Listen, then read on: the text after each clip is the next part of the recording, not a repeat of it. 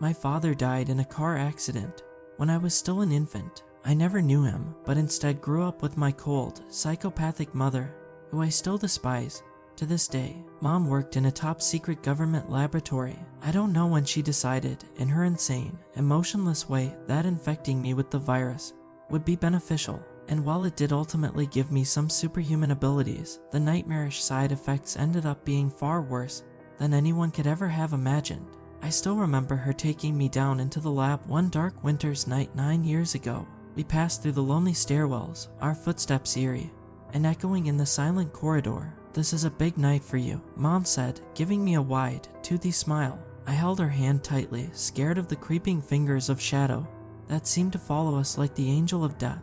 "A big night for all of us, really. Why?" I asked, glancing up at her trustfully. She didn't meet my gaze. She gave an apathetic wave of her hand. "Oh, it's a surprise," she answered evasively. "A big surprise, just like on your birthday." "Oh, I love surprises," I said excitedly. "Is it a computer? A new video game?"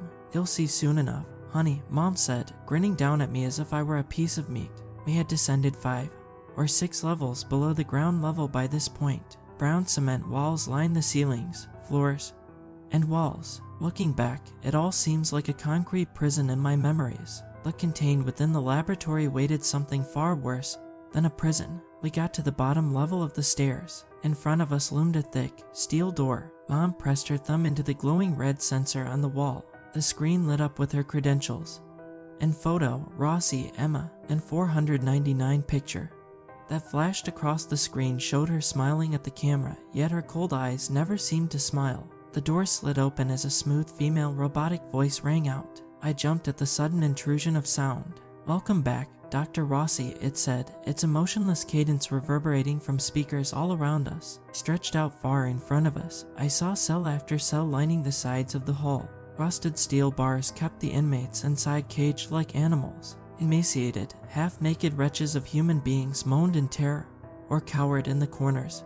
When they saw Mom walking by, I felt sick and weak just looking at them. I could see all of their ribs, their jutting hip bones, their spines sticking out through the thin, bruised skin like twisting branches. Many had signs of torture or medical experimentation sliced into their flesh. Some had extra limbs or extra eyes. I saw a man who had his legs sawn off and replaced by arms. He crab-walked across the floor, crawling on his 4 hands in an eerie, inhuman way. I cringed back, hugging Mom's waist tightly. One woman I passed had a slitted, reptilian eye surgically inserted into her forehead. A few had some strange, flesh-rotting disease. Entire patches of their body gleamed crimson in the fluorescent lights, skinned and bloody. Spiderwebs of bloody gashes cracked and ate their way across their skin. Tortured moans rose into the air all around us. A couple of the prisoners even dared to come forward and plead for help from me. I cowered away, pressing myself close to Mom's leg. She gave them a venomous look. At the sight, they instantly retreated back into the shadows of their dark cells. "Mom, what is this? Why are they like this?" I asked in horror. I could feel my hands shaking, but Mom stayed as calm and still as a statue. Nothing seemed to bother her. "Don't worry about them, baby," she said, glancing over at a crying woman whose skin had turned a deep blue. Dozens of bony spikes shaped like wooden stakes protruded from her head and chest, apparently fused into her skeleton. "These are the worst of the worst. They deserve every second of it. They're political prisoners, journalists, enemies of the state. They hate our country, and they hate freedom. Those of us who love this country would do anything to protect it. Anything. Some people don't understand that." She spat the last words at a trembling old man with deep, infected surgical scars running like train tracks over his legs, arms, and chest. Up ahead, a shatterproof glass door allowed me to see into an expansive room filled with bubbling beakers, freezers full of vials, glowing computers, and blood-stained surgical beds. Mom walked up to the door, pressing her thumb into the sensor again. The door split open down the middle, whirring silently to the sides. The laboratory stood totally still and empty in the middle of the night, except for a few machines that beeped, spun, and sputtered in the far corners of the room. Mom looked like she had just stepped into her true home. Her eyes glittered with excitement. "This is where the magic is," she whispered, gripping my hand tighter. "This is where it happens." She knelt down next to me, looking me in the face and putting her hand on my shoulder. "If you could be exceptional, if you could be stronger, and better than everyone else. Would you want to? I shrugged, thinking it over in my childish way. Sure, I guess, I said noncommittally. I wouldn't. She nodded at this, rising to her feet. She pulled me towards a chair situated at a workspace in the corner. With long, confident strides, she made her way over to a freezer that took up the entire back wall of the laboratory. After confirming her thumbprint again, the computer spoke. Authorization successful, it said coolly in its emotionless, unconcerned way. Level 5 bioweapons container opening. I sat in a comfortable chair in front of a black computer screen. While Mom searched through the freezer, I heard the tinkling of glass vials as she ran her fingers over them. After a few moments, she gave a faint cry of triumph. Ah, there it is, the serum of life, the manna of God, she said, holding the glass vial in front of her eyes. She stared into its blue, swirling contents. With adoration, almost worship, she turned to me, her face a reptilian mask of insanity. Do you know what this is? I shook my head, pushing myself back on the rolling chair and away from this strange creature who used to be my mother. She gave me a twisted grin. Well, that's okay. In reality, maybe none of us really do. Do you know what the Black Death was, honey? She asked sweetly. I gave a slight nod. I guess I heard something about it. It made people get sick and die, right? I said. She drew close to me, pulling up a chair. Her normal, comforting smile had returned, but I still felt sick and scared. When she tried to grab my hand, I flinched away. Yes, in the Middle Ages, it made a lot of people get sick and die. The Black Death was a highly deadly disease spread through fleas carried on rats, by ships, or through trading routes like the Silk Road. But no one back then knew what a virus or a bacteria was. They knew what fleas were, of course, but very few made any connection to the apocalyptic disease slithering its way through their homelands like the Angel of Death. In some places, they thought the Black Death was spread by cats, and they went out and killed all the cats. She gave an ironic laugh at that. They ended up killing the main thing that was doing anything to keep the rat population in check, and so, of course, the Black Death exploded. In their ignorance, they not only did not help themselves, but ensured many more people would die. In fact, people in the medieval period were so afraid and confused by the Black Death that some whispered rumors that it could spread just by looking at someone who had the disease. Others said you could get the Black Death by simply thinking about it. They thought it was, perhaps, some kind of mental virus that manifested itself in horrible physical symptoms. She hesitated for a long moment. At this, her expression thoughtful and constrained. She sighed. Well, anyways, that brings me back to this, she said, jiggling the vial held tightly in her hand. The sparkling, thick sludge jumped and sloshed like syrup inside the glass. They were wrong about the Black Death being spread mentally, of course, but they weren't wrong about everything. There are viruses that can spread through consciousness, though perhaps calling them a virus is unfair. Yes, they can have some minor harmful effects, but they also strengthen and revitalize the infected person's mind in the process. They don't want their host body to die, after all. For you see, a virus that kills its host body is a virus that needs to keep jumping rapidly to new subjects. In natural selection, it makes more sense to keep the host alive so they can spread the virus further. I nodded, only understanding a small portion of what she was telling me, even though I was extremely intelligent for my age. Other kids in my class were still reading picture books about the ABCs, while I was already reading Stephen King. Mom took a needle from her pocket. She flipped the vial up and down rapidly, swirling the contents. I watched as it clung to the sides of the glass, slowly dripping its way down to the bottom like a slug. She stabbed the needle through. The cerulean liquid sparkled as it filled the syringe. Your arm, she said. I hesitated. Her eyes hardened to granite. I said, give me your arm. I don't want to, I protested. She grabbed me roughly by the wrist, twisting my hand. I cried out in pain. Before I knew what was happening, she had stabbed the needle into my tricep. With a quick, practiced flick of her hand, she pressed down on the plunger. It's just a little shot, just like at the doctor, she whispered, as a burning pain ran up my arm. It felt like lava was eating its way through my flesh. A ragged scream tore its way out of my throat. I looked down at my arm, and it seemed like white light was tearing its way out through ragged patches of flesh that dissolved as if acid were eating away at them. I heard a high-pitched ringing sound from all around me. The world sounded as if it would collapse from the intensity of it.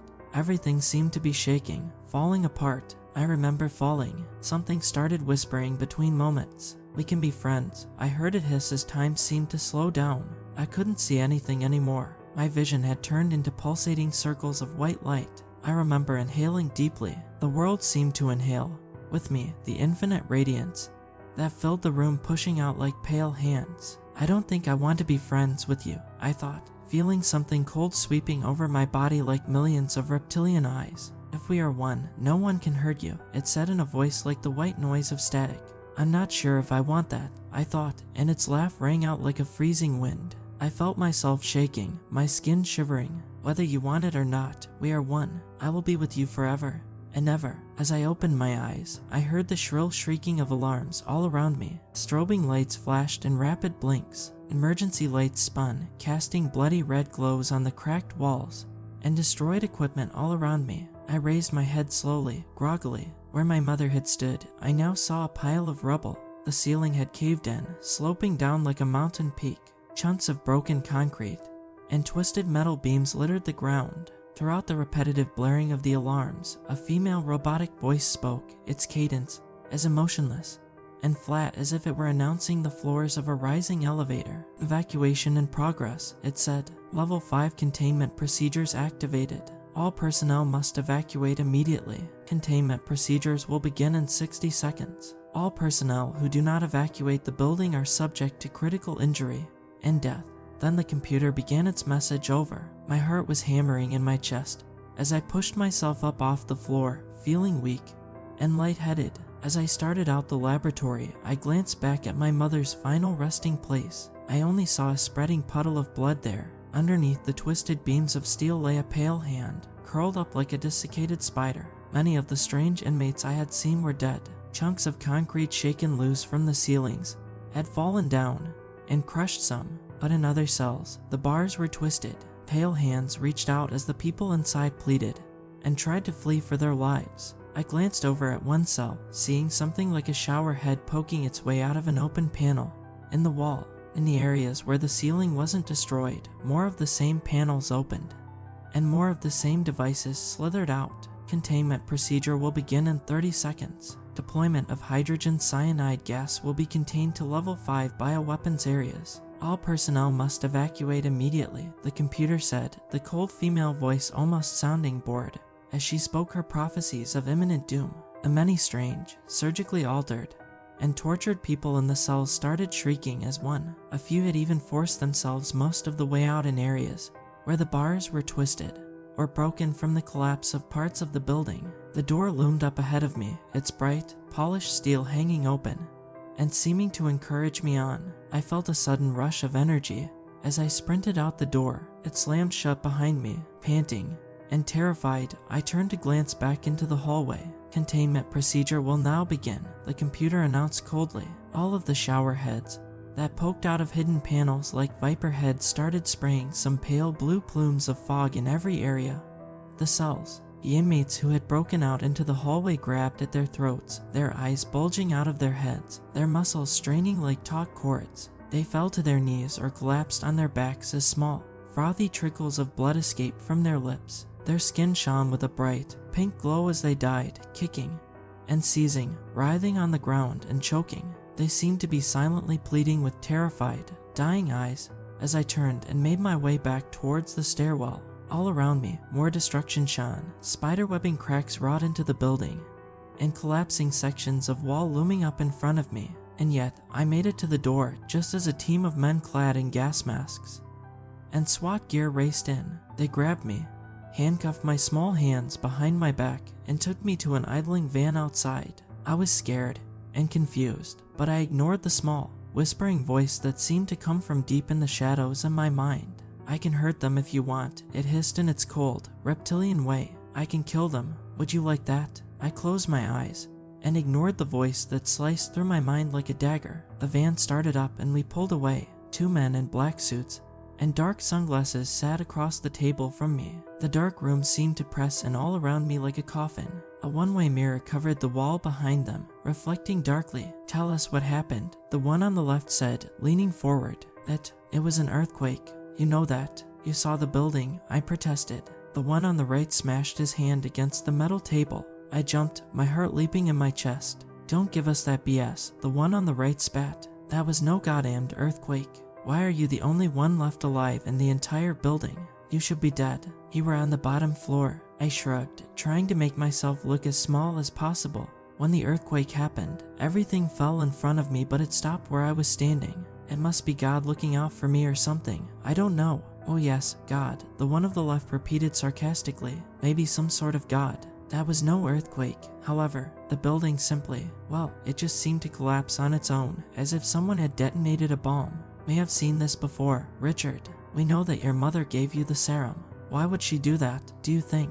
The one on the right asked. Was she crazy? Was she trying to kill you? She said, something about viruses of the mind. I whispered. The way the men leaned close to me and hung out my every word scared me more than their anger, about how they strengthen the mind because they need the host body to live. They drive the person insane. That's what they do. They take pieces of that person, a little more each day, until the stronger consumes the weaker. There are certain wasps that lay their brood inside caterpillars. Richard, the larvae hatches and starts eating the caterpillar alive from the inside. But evolution is smart, right? Somehow the larvae knows not to eat the vital organs until the very end. It keeps the caterpillar alive, suffering, and dying for as long as it possibly can, until it finally decides that its host body has worn out its welcome. Then it finally eats the brain and heart. But in the end, the caterpillar is just a meal. It's not a symbiotic exchange. Do you understand what I mean by this? The one on the left asked. It's important that you understand what I'm about to tell you. I nodded. He inhaled deeply. What your mother gave you is like a wasp larva in a sense, he said. And you're the caterpillar. It will ultimately kill you, probably within 10 years. No test subject has ever lasted longer than that. We first found this substance in Greenland back in the 1980s. It had come to Earth in a meteorite hundreds of millions of years ago and lay dormant frozen under the ice. Yet an archaeologist excavating the area for dinosaur fossils found the meteorite. It was small, only the size of a bowling ball, perfectly round and smooth. It almost looked like a bowling ball, too, black and glassy, but there was something blue and thick leaking out of the bottom. The archaeologist ran the substance between her fingers and brought it up to her nose to smell it. That was when, according to her teammates, she started to change. After a few seconds, her eyes widened and started pulsating with blinding light. She screamed, and two voices seemed to come out of her mouth, arguing and shrieking at each other. The earth had begun to shake then, and the glacier started to split apart. Out of the entire excavation team of 10 people, only 3 survived her, and 2 others, but she was the only one totally unharmed. Once we heard what had happened, we immediately brought her back to the US and put her under containment. Within days, she began to exhibit certain behaviors: telepathy, telekinesis, the ability to create fire from nothing, among other stranger talents. The CIA came in and, against our advice, took her out for use as a secret weapon against America's enemies. They sent her alone into areas filled with terrorists, insurgents, or soldiers of opposing states. She always returned alive, leaving behind countless corpses that were burnt, electrified, and crushed. It seemed like a good deal, but she was also slowly losing her mind. She began to argue with herself more and more, always in 2 different voices. One sounded like her own, but the other seemed to be static, like a voice on the radio stuck between stations. And from what we know about her death, apparently, on the way back from a mission, she got in an argument with herself and blew up the entire plane, killed everyone on board. This wasn't an unusual fate. Since then, the CIA has injected quite a few others with the virus, and it always ends the same way. Why are you telling me this? I asked, horrified. The man on the right grinned. Because, realistically, you only have one choice, he said. You can work for the government like those before you, kept under constant surveillance and contained, or you can be executed. People like you are far too dangerous to ever release. I felt a rising sense of anger and bloodlust within me at their tone and threats. It spiraled up my spine like a snake. I felt waves of energy sizzling across my skin. I didn't know where my feelings stopped and the others began anymore. You think you can threaten me? I whispered, my head pounding. Everything seemed to turn white as I heard screaming all around me. I heard the reptilian laughing of that other voice inside, and then I blinked. The 2 agents stood in front of me, their bodies on fire. They ran blindly in circles, their agonized wails reverberating across the small, claustrophobic room like a tornado siren. I watched their eyes melt from their sockets as liquid fat ignited and dripped off their bodies. Their skin blackened as their cries weakened. Finally, mercifully, they fell and went silent, their bodies still smoking and charred. I rose, feeling light and free. I looked down at my own body, watching as currents of electricity danced and waved their way across my skin. I closed my eyes, focusing on the locked door in front of me. With a sudden will and a channeling of the energy, I felt like a burning heat within me. I put out my hand in front of me. The wall cracked down the middle, and the door flew off its hinges. It smashed into the wall behind it with a sound like a gunshot. I walked out into the hallway where more agents with guns drawn started screaming orders at me. Closing my eyes, I heard the laughing of the other as the building collapsed around us. The ceilings fell in a cacophony of smashing and breaking, crushing the bodies of those below with a wet crunch. I heard terrified shrieking and moans of pain as the avalanche of rubble slowed. I turned back down the hallway, snaking my way through destroyed corridors until I found an emergency exit. I pushed it open, seeing the bright sunlight beaming down. Mirror 1, I heard the voice whisper. I looked out into the world with wonder, seeing patterns of energy tracing their way through the sky and the rolling hills that I had never perceived before. And as the two of us walked out together, everything seemed bright and scintillating, a brave new world.